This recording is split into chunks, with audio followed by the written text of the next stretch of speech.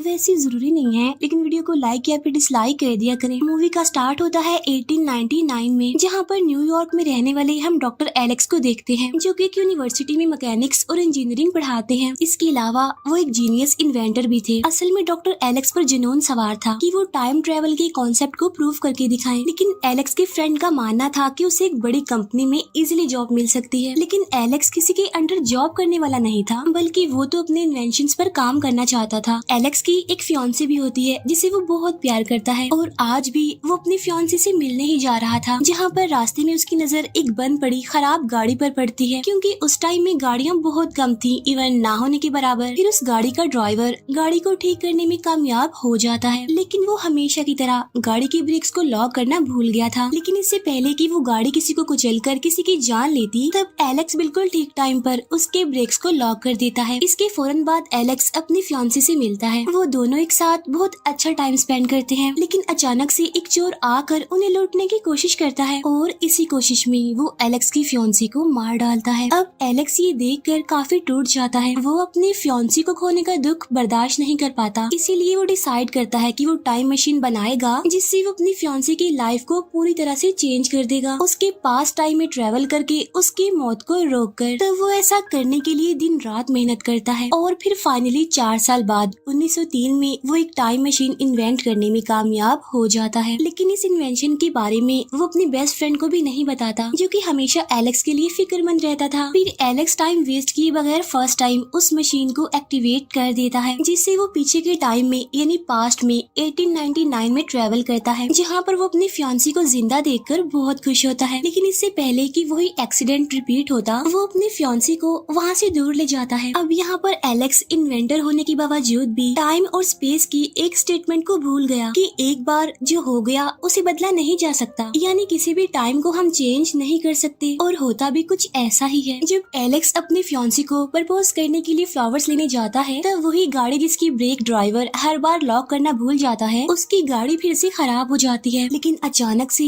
वो गाड़ी चल पड़ती है, और उस गाड़ी के नीचे आने की वजह से एलेक्स की फियांसी की मौत हो जाती है, जिससे एलेक्स एक बार फिर काफी दुखी हो जाता है। लेकिन फिर भी वो हार नहीं मानता, और इस टाइम वो फ्यूचर में जाने का सोचता है, इस उम्मीद में कि शायद फ्यूचर के लोग ये जानते हों कि पास्ट के टाइम को कैसे चेंज किया जाता है। इसीलिए वो 2030 में ट्रेवल करता है, जहाँ पर इंसान चांद पर जिंदगी गुजारने की तैयारी कर रहे हैं। इसके बाद एलेक्स वहाँ पर एक लाइब्रेरी जाता है मजीद टाइम ट्रेवल के बारे में समझने के लिए, जहाँ उसकी मुलाकात एक होलोग्राफिक एआई यानी आर्टिफिशियल इंटेलिजेंस लाइब्रेरियन से होती है, जहाँ पर एलेक्स उससे पूछता है कि पास्ट टाइम को कैसे चेंज किया जाता है, जिस पर वो लाइब्रेरियन बताता है कि अभी तक इस टाइम में टाइम ट्रेवल मशीन इन्वेंट नहीं की गई। तब ये सुनकर एलेक्स और ज्यादा डिसअपॉइंट हो जाता है, लेकिन स्टिल वो हार नहीं मानता। इसीलिए अब वो और भी आगे के टाइम में 7 साल बाद 2037 में ट्रेवल करता है, लेकिन इस टाइम में उसे जमीन पूरी तरह से डिस्ट्रॉय मिलती है। तब 2 सोल्जर से उसे पता चलता है कि माइनिंग की वजह से लूनर बहुत ज्यादा डिस्टर्ब हो गया, जिसकी वजह से चांद अब पूरी तरह से टूट रहा है, और चांद का मलबा टूटकर जमीन पर गिर रहा है, और अब चांद जमीन के इतने करीब आ चुका है कि वो किसी भी टाइम जमीन से टकरा सकता है। तो वो दोनों सोल्जर्स एलेक्स को रेस्क्यू करने की कोशिश में उसे अपने साथ ले जाने की कोशिश करते हैं, लेकिन एलेक्स उनसे बचते हुए अपनी टाइम मशीन की तरफ भागने लगता है।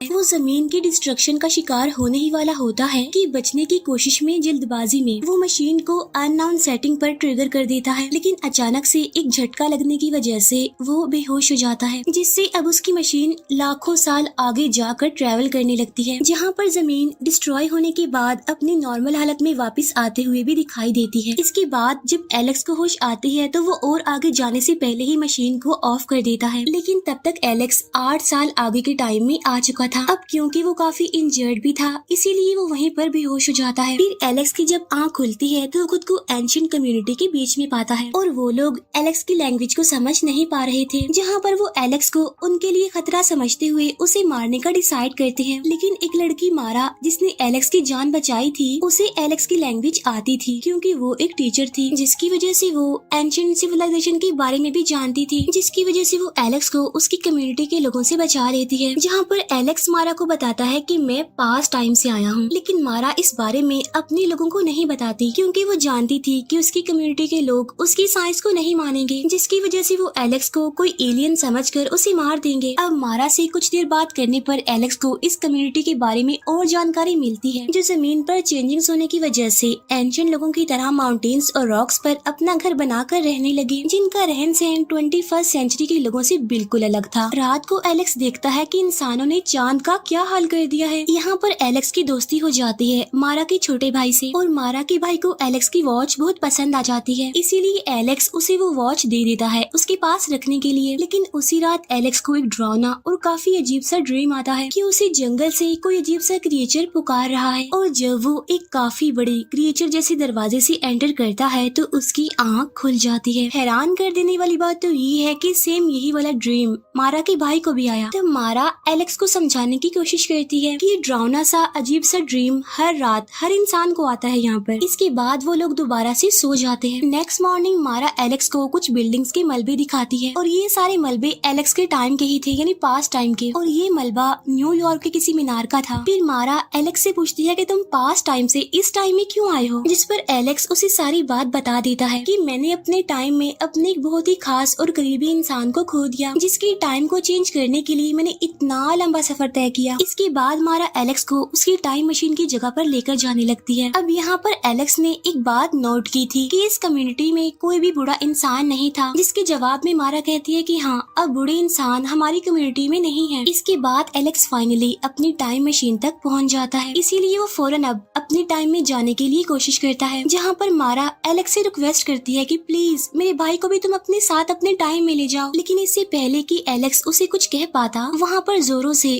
ढोल बजने की आवाजें आने लगती हैं। असल में ढोल का ये बजना किसी खतरे के करीब होने का साइन था। तब मारा अपने भाई को बचाने के लिए जल्दी से उसकी तरफ भागने लगती है। तब एलेक्स भी उसके पीछे पीछे भागने लगता है, और तभी हम वहाँ पर उस खतरे को देख लेते हैं, जो कि काफी खतरनाक क्रिएचर था, जो कि आधी तो इंसानों जैसी थी और वो जमीन के नीचे रहते थे। अब क्योंकि इनकी आईज बहुत सेंसिटिव होती हैं, इसीलिए वो रात के टाइम में ही बाहर निकल कर लोगों पर अटैक करते हैं। और खतरे वाली बात तो ये है कि ये कम्युनिटी के लोगों को खाकर सरवाइव करते थे। उनमें से एक क्रिएचर एलेक्स के पीछे पड़ जाता है, लेकिन उस कम्युनिटी के लोग एलेक्स को बचा लेते हैं। लेकिन लास्ट में वो क्रिएचर मारा को लेकर जमीन में धंसते हुए अपने घर चले जाते हैं। अब यहाँ पर एलेक्स मारा को बचाना चाहता था, लेकिन उस कम्युनिटी यानी उस कबीले का कोई भी इंसान एलेक्स की हेल्प करने को तैयार नहीं था, क्योंकि उनके मुताबिक वो क्रिएचर्स बहुत ज्यादा पावरफुल है और ये कबीले के लोग उन क्रिएचर्स के सामने नहीं टिक पाएंगे।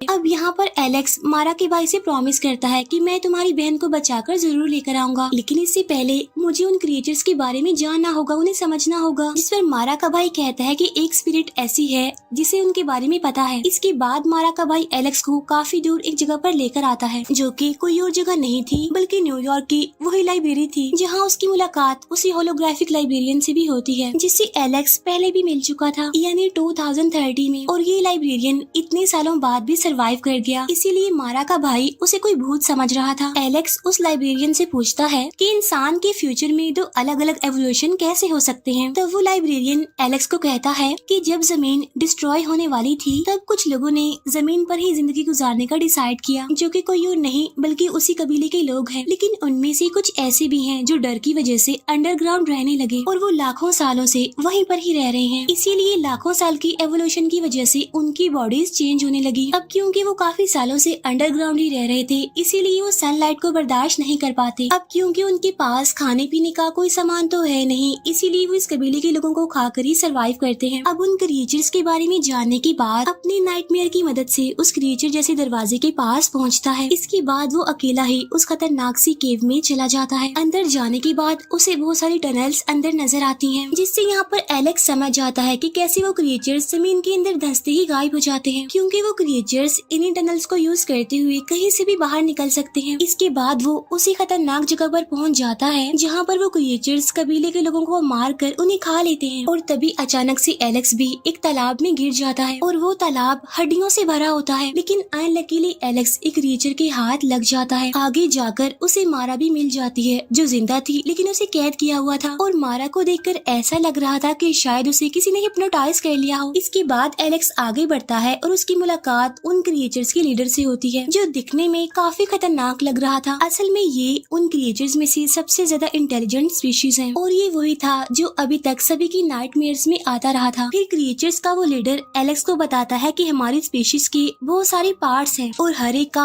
अपना एक रोल है, और जो हम में से इंटेलिजेंट है उनके पास ये पावर है कि वो किसी के भी ब्रेन को कंट्रोल या फिर रीड कर सकते हैं। इसीलिए तो उसे ऐसा लगा कि मारा को किसी ने हिप्नोटाइज कर लिया है। फिर क्रिएचर्स का वो लीडर बताता है कि हमारा दूसरा ग्रुप ऐसा है, यानी जो कम इंटेलिजेंट है, यानी जिनका सामना तुमसे अब तक हो चुका है, यानी जो शिकार करते हैं। तब ये सुनकर एलेक्स को काफी गुस्सा आता है कि तुम अपने ही स्पीशीज को हंट कर रहे हो। तब ये बात सुनकर क्रिएचर्स के उस लीडर को काफी गुस्सा आ जाता है और वो एलेक्स को गले से पकड़ लेता है और वो एलेक्स को समझाने की कोशिश करता है कि हम इविल नहीं हैं, बल्कि हमें तो ऐसा करना पड़ रहा है सरवाइव करने के लिए। इसके बाद वो एलेक्स के माइंड को भी रीड कर लेता है और उसे समझाने की कोशिश करता है कि तुम चाहे जितनी मर्जी कोशिश कर लो, लेकिन पास्ट टाइम को नहीं बदल सकते और ना ही तुम अपनी फियांसी को दोबारा हासिल कर सकते हो, क्योंकि तुम्हारी फियांसी के मरने की वजह से ही तो तुमने अपनी सारी जिंदगी टाइम मशीन को बनाने में लगा दी, और अगर तुम्हारी फियांसी मरती ही ना तो तुम कैसे जाते पास्ट टाइम में उसे बदलने के लिए। यानी एलेक्स की पास्ट टाइम में ट्रेवल करने की वजह कोई और नहीं बल्कि उसकी फियांसी थी। अब यहाँ पर एलेक्स सारी बात समझ जाता है कि आखिर वो क्यों पास्ट टाइम को चेंज नहीं कर पा रहा, और क्रिएचर्स की उस लीडर के पास ही एलेक्स की वो टाइम मशीन होती है। अब यहाँ पर वो लीडर एलेक्स से कहता है कि तुम जल्दी से अपने टाइम में वापस चले जाओ, लेकिन एलेक्स की माइंड में तो कुछ और ही चल रहा था। वो टाइम मशीन को फ्यूचर की तरफ सेट करके मशीन के एक्टिवेट होते ही क्रिएचर्स के उस लीडर को खींच लेता है। अब यहाँ पर वो दोनों फ्यूचर में टाइम ट्रेवल करने लगते हैं और उन दोनों के बीच फाइट भी होने लगती है, लेकिन लास्ट में वो लीडर मशीन से बाहर लटक जाता है, जहाँ पर टाइम तेजी से चलने की वजह से अब वो बूढ़ा होने लगता है। वो देखते ही देखते स्केलेटन बनता है और फिर डिस्ट्रॉय हो जाता है, यानी कि खत्म हो जाता है। और जब एलेक्स मशीन को रोकता है तो वो खुद को कई और साल आगे पाता है, जहाँ पर वो देखता है कि जमीन प्लेनेट मार्स की तरह डिस्ट्रॉय हो चुकी है, जहाँ पर उसे सिर्फ वो क्रिएचर्स ही दिखाई दे रहे थे। तब ये देखकर एलेक्स समझता है कि शायद उन क्रिएचर्स ने उस कम्युनिटी के लोगों को मार दिया है और खा लिया है, और इसी वजह से जमीन अब पूरी तरह डिस्ट्रॉय हो गई। तब ये देखकर एलेक्स काफी परेशान हो जाता है, लेकिन अचानक वो डिसाइड करता है कि अगर वो पास्ट टाइम को चेंज नहीं कर सका तो कम से कम वो फ्यूचर को जरूर चेंज कर देगा। इसीलिए अब की बार वो उस टाइम में ट्रेवल करता है जहाँ पर वो क्रिएचर्स अब खत्म हो चुके हैं जमीन से। इसीलिए वो जाकर सबसे पहले मारा को रेस्क्यू करता है और फिर वो मशीन को एक्टिवेट करके उसके व्हील्स को अपनी उसी वॉच से जाम कर देता है, जिसकी वजह से वो मशीन अब खतरनाक वेव्स निकालने लगती है। लेकिन इससे पहले कि वो इन खतरनाक वेव्स की लपेट में आते या फिर वो उन क्रिएचर्स का शिकार होते तो वो जल्दी से वहाँ से भागने लगते हैं, लेकिन अब बहुत सारे क्रिएचर्स उनके पीछे पड़ जाते हैं, लेकिन वो फिर भी बचकर भाग रहे होते हैं और वो बहुत बार उन क्रिएचर्स का शिकार होने से बच जाते हैं, और बचते बचाते वो कम्युनिटी के लोगों की मदद से सरफेस पर आ जाते हैं। अब यहाँ पर उन क्रिएचर्स को